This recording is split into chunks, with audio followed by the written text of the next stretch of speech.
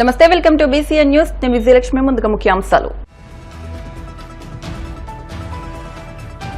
నారా లోకేష్ చేస్తున్న కృషి కారణంగా రాష్ట్రంలో యువతకు పెద్ద ఎత్తున ఉద్యోగ అవకాశాలు వస్తున్నాయని తెలిపిన హోంమంత్రి వంగలపూడి అనిత. పునర్విభజన చట్టంలో విభజిత ఆంధ్రప్రదేశ్ రాజధాని స్థానంలో అమరావతి పేరు చేర్చే ప్రతిపాదనకు ఆమోదం తెలిపిన రాష్ట్ర కేబినెట్.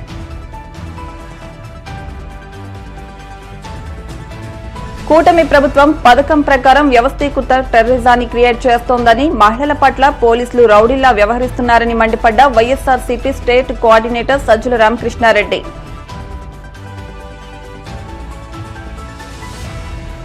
కనుల పండుగ జరిగిన అన్నవరం సత్యనారాయణ స్వామి వారి కళ్యాణ మహోత్సవం. విశాఖ ఉమ్మడి జిల్లాలోని యువతకు మెరుగైన ఉపాధి అవకాశాలు రానున్నాయని రాష్ట్ర హోంమంత్రి వంగలపూడి అనిత పేర్కొన్నారు. పెందుతులోని పీఎం శ్రీ ప్రభుత్వ ఉన్నత పాఠశాల ఆవరణలో శుక్రవారం రాష్ట్ర నైపుణ్యాభివృద్ది సంస్థ ఆధ్వర్యంలో మెగా జాబ్ మేళ జరిగింది. ముఖ్య అతిథిగా హాజరైన హోంమంత్రి వంగలపూడి అనిత ఈ మేళను ప్రారంభించి మాట్లాడారు. గత వైసీపీ ప్రభుత్వంలో జాబ్ మేళలు, ప్రభుత్వ నోటిఫికేషన్స్ లేవన్నారు. గత ప్రభుత్వ తప్పిదాలతో యువత ఉద్యోగాలు లేక నానా ఇబ్బందులు పడ్డారన్నారు. ఇప్పుడు రాష్ట్ర వ్యాప్తంగా ఐటీ మంత్రి నారా లోకేష్ ఆధ్వర్యంలో పెద్ద సంఖ్యలో ఉద్యోగ అవకాశాలు వస్తున్నాయన్నారు. గవర్నమెంట్ల గురించి మాట్లాడడానికి కూడా మాకు ఇంచుమించుగా 10 నెలల టైం అయిపోయింది. లాస్ట్ 5 years లోని కూడా జాబ్ మేళాలు పెట్టే పరిస్థితి కానీ, ఒక డిఎస్సి నోటిఫికేషన్ ఇచ్చే పరిస్థితి కానీ ఏమీ లేక చదువుకున్న వాళ్ళు చాలా మంది 5 సంవత్సరాలు 6 సంవత్సరాలు ఖాళీగా ఉండి ఇప్పుడు తిరిగి జాబులు రావాలంటే కంపెనీల దగ్గరికి వెళ్తే మీకు ఇన్ని రోజులు ఇంత చదువుకుని డిగ్రీ పాస్ అయిన తర్వాత ఇన్ని రోజులు ఖాళీగా ఎందుకున్నారు వాళ్ళ క్వశ్చన్స్ తోనే బాధపడలేక, ఇంట్లో వాళ్ళు ఇంకా ఉద్యోగం తెచ్చుకోవాలని ఇంట్లో వెనకాల నుంచి ప్రెజర్ పెడుతుంటే వాళ్ళ బాధలు భరించలేక, ఆఖరికి కొన్ని సందర్భాల్లో చిన్న చిన్న బెట్టింగ్ యాప్లు కూడా అలవాటు పడిపోయి, చిన్న వచ్చే అమౌంట్లు కూడా అలవాటు పడిపోయి అధిక మొత్తంలో నష్టపోయి సూసైడ్లు చేసుకునే పరిస్థితుల వరకు కూడా యువత వచ్చారంటే నిజంగా కొన్ని సందర్భాల్లో అనుకుంటా ఇది పాలకుల తాలూకా అంటే పాపం అని అనుకునే పరిస్థితి నుంచి ఈ రోజు ప్రతి 3 నెలలకు ఒకసారి గవర్నమెంట్ కంపల్సరీగా జాబ్ మేళాలు నిర్వహించి ఉన్న ఏదైతే కంపెనీలు ఉన్నాయో ఆ కంపెనీస్ కి సంబంధించి ఆ హెచ్ఆర్ని బతిమాలుకునో బెదిరించుకునో ఏదో రకంగా ఇక్కడ కూర్చోబెట్టుకుని డెఫినెట్ గా లోకల్ వాళ్ళకి ఉద్యోగాలు ఇప్పించాలి అనే ఒకే కృత నిశ్చయంతో ఈరోజు స్కిల్ డెవలప్మెంట్ కార్పొరేషన్ వాళ్ళు పనిచేసిన తీరు కూడా ఒకసారి మనందరూ కూడా ప్రశంసించాలి. ఎందుకంటే ఈ రోజు నా నియోజకవర్గంలోని కూడా మన ఒక 4 months బ్యాక్ ఒక జాబ్ మేళా కండక్ట్ చేసుకున్నాం. మళ్ళా 3 నెలల తర్వాత ఇంకొక జాబ్ మేళా కండక్ట్ చేసుకోవడానికి ఆ రోజు మా స్కిల్ డెవలప్మెంట్ వాళ్ళందరూ కూడా వచ్చి సుమారుగా 900 మందికి పైగా ఆ రోజు ఎంప్లాయ్మెంట్ ఇచ్చిన పరిస్థితి. ఈ రోజు నేను ఇందాకే అడిగాను, ఇంతకు ముందు ఎక్కడ జరిగిందంటే గోపాలపట్నంలో చూస్తే 807 మందికి ఎంప్లాయ్మెంట్ ఇచ్చిన పరిస్థితి. ఈ రోజు చూస్తే సుమారుగా ఇక్కడ ఉన్న హెచ్ఆర్స్ అందరూ కూడా దగ్గర 2000 మంది 2000 ఉద్యోగాలతో మీ దగ్గరికి నుంచున్నారు. చాలా మంది సుమారుగా 2500 నుంచి 3000 వరకు కూడా రిజిస్ట్రేషన్స్ చేసుకున్నారని గౌరవ ఎమ్మెల్యే గారు కూడా మాకు తెలియజేస్తున్నారు. అంటే ఇక్కడ విషయం ఏంటంటే ఇక్కడికి వచ్చిన కంపెనీస్ అన్ని కూడా కంపల్సరీగా మన ఉద్యోగాలు తీసుకుంటాయంటే డెఫినెట్ గా వాళ్ళకి తగ్గ క్వాలిఫికేషన్స్ ఉండేటప్పుడు డెఫినెట్ గా వాళ్ళు కంపల్సరీగా తీసుకునే పరిస్థితుల్లో కూడా వాళ్ళకి కూడా నేను విజ్ఞప్తి చేస్తున్నా. ఎందుకంటే ఈ రోజు ఈ మీ కంపెనీలన్నీ ఇక్కడ ఉన్నాయంటే చాలా మంది రైతుల తాలూకా త్యాగ ఫలితం. చాలా మంది ఊర్లను కూడా పక్కన పెట్టి మీకు కంపెనీలకు ఆ రోజు భూములు ఇచ్చి మీ కంపెనీలను ఉద్యోగాలు వస్తే మా పిల్లలకు ఉద్యోగాలు వస్తాయనే ఉద్దేశంతో ఆ రోజు కంపెనీల దగ్గర కూడా భూములు ఇచ్చిన పరిస్థితి. ఈ రోజు ఈ నేపథ్యంలో మీరు కూడా ముందుకు రావడం, ఆ ముందుకు వచ్చే క్రమంలో వాళ్ళందరికీ కూడా ఒక జాబ్స్ వచ్చే పరిస్థితి కూడా రావడం అనేది కూడా అది మీకు నేను జనరల్ గా ఒకసారి వాళ్ళ క్వాలిఫికేషన్ షీట్స్ తీసాను. ఒక్కొక్కరు ఎంటెక్ఎల్ చేసిన వాళ్ళు, ఎంసీఎల్ చేసిన వాళ్ళు, ఎంబీఏల్ చేసిన వాళ్ళు, ట్రిపుల్ పీసీ చేసిన వాళ్ళు కూడా మహిళా పోలీసులకి ఉన్న పరిస్థితి. అంటే ఈరోజు ప్రతి ఒక్కరు ఎలా ఆలోచిస్తారంటే నేను ఈరోజు ఈ చదువుకున్నాను కదా, ఈ చదువుకు తగ్గ ఉద్యోగం వస్తే అది నిజంగా చాలా బ్లెస్సింగ్. కానీ లాస్ట్ పరిస్థితుల దృష్ట్యా ఉద్యోగం వస్తే చాలు అనుకున్నారు కాబట్టి ఎంటెక్ఎల్ చేసిన వాళ్ళు కూడా సెక్రటేరియట్ జాబుల్లోకి వెళ్ళే పరిస్థితి కనిపించింది. కానీ ఈ రోజు అది కాదు. ఐటీ చేసిన వాళ్ళు చాలా మంది ఉంటారు, కంప్యూటర్ సైన్సెస్ చేసిన వాళ్ళు ఉంటారు, ఎంటెక్ఎల్ చేసిన వాళ్ళు ఉన్నారు, ఎంబీఏలు చేసిన వాళ్ళు ఉన్నారు, పీజీ చేసిన వాళ్ళు ఉన్నారు. వీళ్ళందరికీ తగ్గ ఉద్యోగాలు ఇచ్చుకునే బాధ్యత, అది ప్రైవేట్ ఉద్యోగమైనా గవర్నమెంట్ ఉద్యోగమైన బాధ్యత కంపెనీల దగ్గర నుంచి గవర్నమెంట్ కూడా తీసుకోవాలి. ఈరోజు ఐటీ సెక్టర్ ని లాస్ట్ 5 years లోని కోల్దు చేసిన సందర్భంలో నారా లోకేష్ గారు కూడా గౌరవ మానవ వనరుల శాఖ మంత్రి, విద్యాశాఖ మంత్రి గారు నారా లోకేష్ గారు కూడా తన పాదయాత్రలో సుమారుగా 20 లక్షల ఉద్యోగాలు ఇస్తానని ఆ రోజు ప్రామిస్ చేస్తున్నారు. దాని నేపథ్యంలోనే భాగంగా ఈరోజు గూగుల్ డేటా సెంటర్ మొన్న 20 ఎకరాలు ఇస్తే దుమ్మెత్తి పోసారు ప్రతిపక్షాలన్నీ కూడా. మరి ఆ రోజు నేను ఏమంటానంటే సంవత్సరాలు ఎందుకు ఇవ్వలేకపోయారో ఒకసారి వాళ్ళు ప్రశ్న చేసుకోవాలి. అట్ ద సేమ్ టైం ఈ టీసీఎస్ కంపెనీ దానికి 22 ఎకరాలు ఇచ్చారు. విత్ ఇన్ 1 year లో రాసి పెట్టుకోండి తమ్ముళ్ళు, ఇక్కడ చాలా మంది ఉన్నారు. విత్ ఇన్ 1 year లో సుమారుగా 10,000కు పైగా ఉద్యోగాలు, ఐటీ ఉద్యోగాలు ఎక్కడికో పారిపోకుండా మన వైజాగ్లోనే మీరందరూ చేసుకునే పరిస్థితి కూడా ఉంది. ఎందుకు ఇవన్నీ చెప్తున్నానంటే ఇక్కడికి వచ్చిన ప్రతి ఒక్కరికి ఉద్యోగం వచ్చేస్తుందని నమ్మకంతోనే వస్తారు, కానీ కొంతమందికి రాకపోవచ్చు. కానీ ఇదే లాస్ట్ కాదు, ఇదే ఫుల్ స్టాప్ కాదు, ఇంకా ఫర్దర్ గా చాలా ఉద్యోగాలు ఉన్నాయి. ఈ రోజు గౌరవ ముఖ్యమంత్రిగా చాలా ప్రతిష్టాత్మకంగా నా కాన్స్టిట్యున్సీలోనే నా కాన్స్టిట్యూన్స్ బల్క్ డ్రగ్ కంపెనీకి ఇంచుమించు నేను ఎమ్మెల్యేగా ఉండేటప్పుడు దగ్గర 4,000 ఎకరాలు ఏపీఎస్సీ వాళ్ళు హ్యాండ్ ఓవర్ చేసుకున్నారు. లాస్ట్ 5 years లోని కూడా అసలు ఏమి ఒక ఇటుకు కూడా కదపలే. మళ్ళీ నేను ఎమ్మెల్యే మినిస్టర్ అయిన తర్వాత గౌరవ ముఖ్యమంత్రి గారి చొరవ మేరకు బల్క్ డ్రగ్ పార్క్ కూడా వచ్చింది. అక్కడ సుమారుగా 100కు పైగా కంపెనీలు వస్తున్నాయి. దీని అంతటికన్నా పెద్ద కంపెనీ ఏంటంటే ఆర్సెల్ మిట్టల్. ఈరోజు ఒక స్టీల్ ఫ్యాక్టరీ నక్కపల్లి దగ్గర వచ్చే పరిస్థితి కూడా వచ్చింది. అదే కనుక 1,50,000 కోట్ల రూపాయల పెట్టుబడితో ఈ రోజు అది వచ్చి 29 కల్లా ఫస్ట్ ఫేజ్ స్టార్ట్ చేస్తామని చెప్పారు. సుమారుగా 40,000కు పైగా ఉద్యోగాలు ఎక్కడో ఇక్కడ నుంచి కరెక్ట్ గా 40 కిలోమీటర్ల దూరం ఉన్న నక్కపల్లిలో ఆ ఉద్యోగాలు కూడా వచ్చే పరిస్థితి ఉంది. దయచేసి నేను ఏం చెప్తానంటే ఉద్యోగాలు వెళ్ళి ఉంది, గవర్నమెంట్ కష్టపడి పనిచేస్తుంది, ముఖ్యంగా యువతకి మంచి ప్రాధాన్యత ఇవ్వాలనే ఉద్దేశంతో ఈరోజు గవర్నమెంట్ కూడా పనిచేస్తుంది. యువ రక్తం లోపలికి రావాలని మీరు అబ్జర్వ్ చేశారో లేదో, పాలిటిక్స్ లో కూడా ఎప్పుడు ఉండే సీనియారిటీ కూడా మేము గౌరవిస్తూనే మేము జూనియర్స్ కూడా ముందుకు తీసుకొస్తాం, యువతను కూడా ముందుకు తీసుకొస్తామని చెప్పి చాలా సందర్భాల్లో గౌరవ నారా లోకేష్ గారు కానీ, గౌరవ సీఎం గారు కానీ, అదేవిధంగా పవన్ కళ్యాణ్ గారు కానీ మాట్లాడే సందర్భం కూడా మీకు తెలియజేస్తాం. పునర్విభజన చట్టంలో విభజిత ఆంధ్రప్రదేశ్ రాజధాని స్థానంలో అమరావతి పేరు చేర్చే ప్రతిపాదనకు రాష్ట్ర కేబినెట్ ఆమోదం తెలిపింది. సచివాలయంలో సీఎం చంద్రబాబు అధ్యక్షతన జరిగిన కేబినెట్ సమావేశంలో పలు కీలక నిర్ణయాలు తీసుకున్నారు. అమరావతి పేరును పునర్విభజన చట్టంలో చేర్చేలా చట్ట సవరణ చేయాలని కేబినెట్ తీర్మానం చేసింది. ఈ తీర్మానాన్ని కేంద్రానికి పంపించనున్నారు. అలాగే ఈ భేటీలో అమరావతి పునర్నిర్మాణ పనులు ప్రారంభించిన ప్రధాని మోదీకి కేబినెట్ ధన్యవాదాలు తెలిపింది. 47వ CRDA సమావేశంలో తీసుకున్న నిర్ణయాలకు ఆమోదముద్ర వేసింది. రాజధాని పరిధిలో వివిధ సంస్థలకు భూ కేటాయింపులకు ఆమోదం తెలిపింది. తల్లికి వందనం, అన్నదాత సుఖీభవ తదితర సంక్షేమ కార్యక్రమాలపై చర్చించింది. తీర ప్రాంత భద్రత, రక్షణ రంగ పరిశ్రమల వద్ద జాగ్రత్తలు వంటి అంశాలపై సమీక్ష నిర్వహించింది. ఆపరేషన్ సింధూర్ నిర్వహించిన త్రివిధ దళాలకు కేబినెట్ అభినందనలు తెలిపింది. గత 5 సంవత్సరాల్లో ఆంధ్రప్రదేశ్ రాజధాని ఏది అంటే చెప్పలేని ఒక దౌర్భాగ్య పరిస్థితిలో ఉన్న విషయం అందరికీ తెలిసిందే.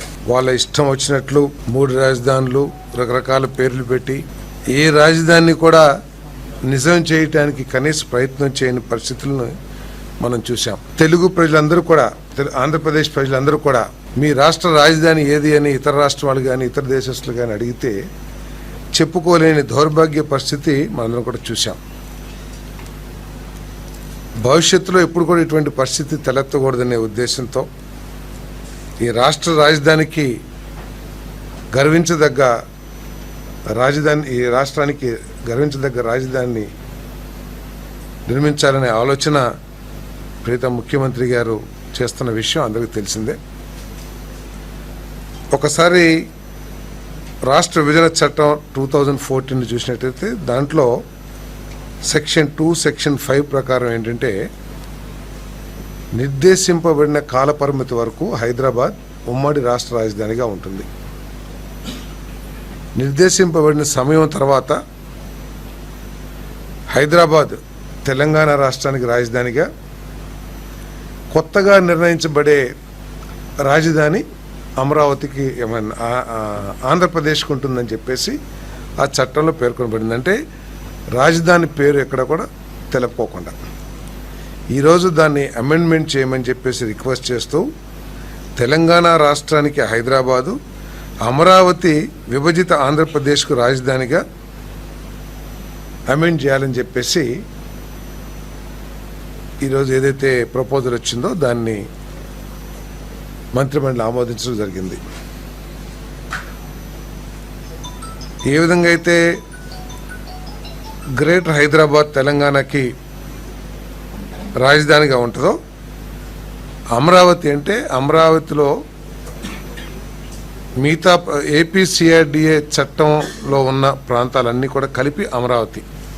సో ఆ అమరావతి ఈ రాష్ట్ర రాజధానిగా పేరుని ఇన్సర్ట్ చేయటం, అంటే ఆ చట్టంలో ఏదైతే కొత్త రాజధానిని విభజిత ఆంధ్రప్రదేశ్ ఏర్పాటు చేసుకుంటుంది, డిసైడ్ చేస్తుందని ఏదైతే ఉందో అక్కడ కొత్త రాజధాని కాకుండా Amaravati will be the capital of Andhra Pradesh అనేది ఇన్సర్ట్ చేయాలని చెప్పేసి రికమెండ్ చేయడం జరుగుతుంది. చట్టాన్ని ఆమోదించాలని చెప్పేసి అది ఒక ముఖ్యమైన నిర్ణయం. కూటమి ప్రభుత్వం పథకం ప్రకారం వ్యవస్థీకృత టెర్రరిజాన్ని క్రియేట్ చేస్తోందని, మహిళల పట్ల పోలీసులు రౌడీల్లా వ్యవహరిస్తున్నారని వైఎస్సార్సీపీ స్టేట్ కోఆర్డినేటర్ సజ్జల రామకృష్ణారెడ్డి మండిపడ్డారు. కాలం ఎప్పుడు ఇలాగే ఉండదని, రేపు మేము అధికారంలోకి వచ్చి ఇలాగే మొదలు పెడితే ఎలా ఉంటుందంటూ చంద్రబాబు సర్కార్కు వార్నింగ్ ఇచ్చారు. గుంటూరు సిఐడి కార్యాలయంలో విచారణకు హాజరైన సజ్జల రామకృష్ణారెడ్డి అనంతరం మీడియాతో మాట్లాడుతూ టీడీపీ ఆఫీస్పై దాడికి సంబంధించి అక్రమ కేసులో విచారణకు పిలిచారని, బాధ్యత కలిగిన పౌరుడిగా విచారణకు వచ్చానని తెలిపారు. గతంలో కూడా ఒకసారి విచారణకు వచ్చానని చెప్పారు. ప్రజాస్వామ్యంలో పట్టాభిలాగా బూతులు మాట్లాడారు. టీడీపీ నాయకుడు పట్టాభి ఎలా మాట్లాడాడో అందరికీ తెలుసునని సజ్జల అన్నారు. గతంలో కూడా చెప్పాము. అప్పుడు బై ఎలక్షన్ జరుగుతున్న వల్ల నేను ఇక్కడ లేను. దానికి సంబంధించిన ఆధారాలు కూడా ఇంతకుముందే ఇచ్చాం. అయినప్పటికీ మళ్ళీ పిలిచారు. సో మీ సూచనల ప్రకారమే జరిగిందా అని ఇలాంటి క్వశ్చన్లు అన్నీ వేశారు. ప్రజాస్వామ్యంలో ఎవరు బూతులు అట్లా పట్టాభిలాగా బూతులు తిట్టినప్పుడు బాధపడతాం, ఆక్రోశం వస్తుంది. ఇందుకోసం ఆ రాజకీయాల్లో ప్రజా జీవితంలో నేను బాధ కలుగుతుంది. అంత అసభ్యకరంగా ఘోరంగా ఎవరు వినలేనంతగా మాట్లాడు. కానీ దాడులు పరిష్కారం అని అయితే మేము అనుకోము. అలాంటి వాటిని మా నాయకుడు కానీ మేము కానీ ఎంకరేజ్ చేయము. బట్ సంయమనం అనేది ఆ వైపు ఉండాలి.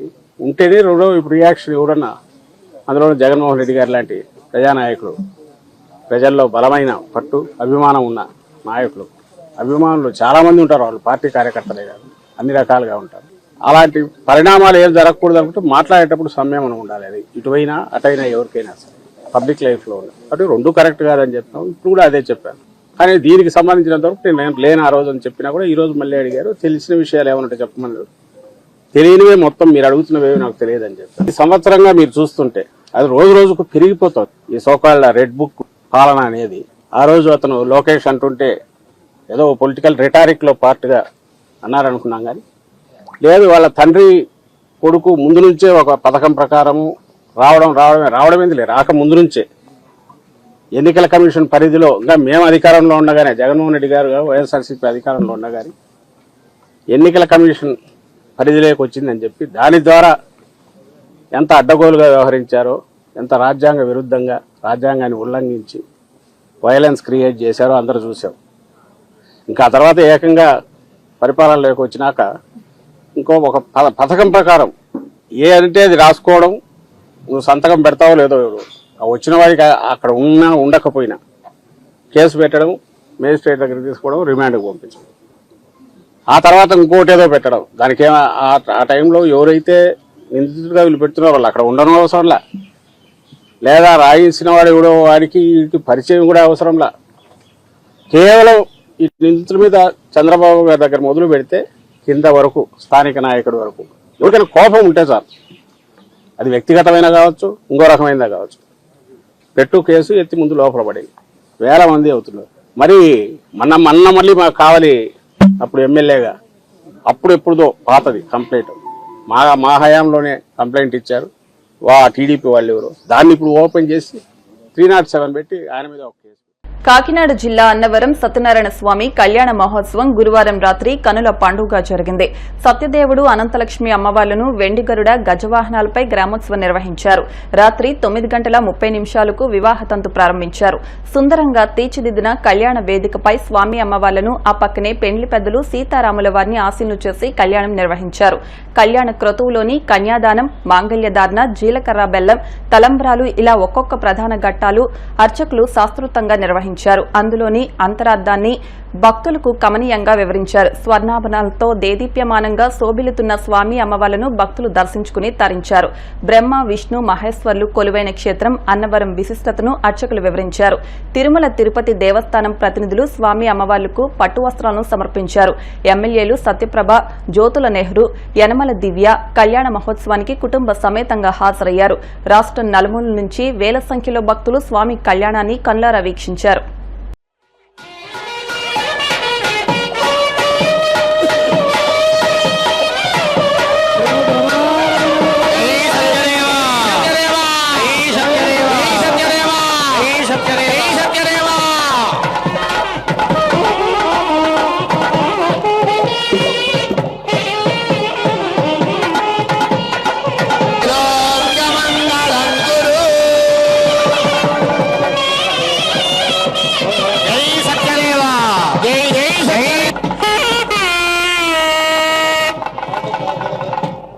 రప్పహిషావధ్యంజలాపస్థీర్యా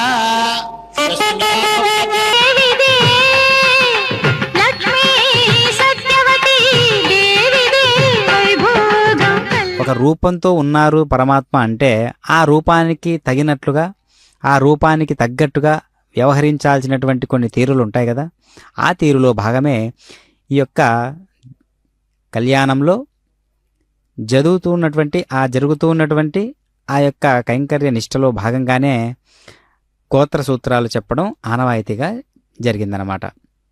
కనుకనే ఇప్పుడు మాలా పరివర్తనం అనేటటువంటి దివ్యమైనటువంటి కైంకర్యాన్ని మనం తిలకిస్తూ ఉన్నాం. అదిగో దర్శించండి, సాక్షాత్తు అన్నవర క్షేత్రం నుంచి జగత్ ప్రసిద్ధి చెందినటువంటి జగద్గురు తత్వంతో ఉన్నటువంటి అమ్మవారు అయ్యవారు ఇద్దరు కూడా మనకు దర్శనమిస్తూ ఉన్నారు. ఇప్పుడు కాసేపు ప్రకటనలు.